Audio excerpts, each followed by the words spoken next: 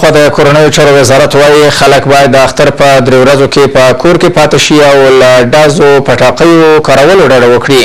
د کورنیو چارو وزارت ویان په خبري غونډه کې په کابل ښاریانو غږ وکړ چې د اختر 3 ورځو په موده کې دی په کور کې پاتې شي او د اختر خوښیو په خاطر د ډازې نه کوي او له پټاقیو د استفاده نه کوي.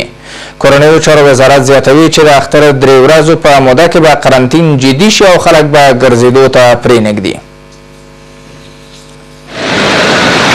کورنیو چارو وزارت وایي د اختر په ورځو کې به قرنطین په جدیت سره تطبیق کړي. د یاد وزارت ویان په کابل کې په یوه خبري غونډه کې پر کابل ښاریانو غږ وکړ چې د اختر 3 ورځو په موده کې په کور کې پاتې شي او ځانونه قرنطین کړي. ما از همه هموطنان خود ضمن که تشکر میکنیم در همکاری با پلیس. انتظار ما ای است که همکاریشان تقویت ببخشند. پلیس در خدمتشان است. کورنیو چارو وزارت ټول منصوبین د دې هدایت ورکړل شوی دی چې د خلکو له تګ راتګ څخه به په کوڅو پس کوڅو کې مخنیوی کوي. یعنې ټولې حوزې او د کورنیو چارو وزارت د قرارګاه کارکوونکي ټول وتلي دي ګزمو ته. هېڅ چاته به اجازه نه ورکول کېږي چې حتی له خپلې کوڅې څخه د باندې راوځي. مهمه مسله دا ده چې موږ له خلکو څخه همکاري غواړو. په دغه برخه کې د موږ سره همکاري وکړي که نه دوی ته به جدي ستونزې مخامخ شي. د نوموړي په خبره د اختر په ورځو کې به کابل ښار ته د ولسوالیو او له ښار څخه ولسوالیو ته د خلکو په تګ راتګ بندیز ولګوي.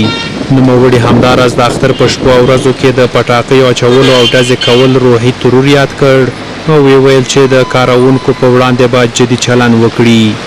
هغه همداراز وویل چې تېره ورځ یې د ډزو په تور 200 کسان نیولي دي.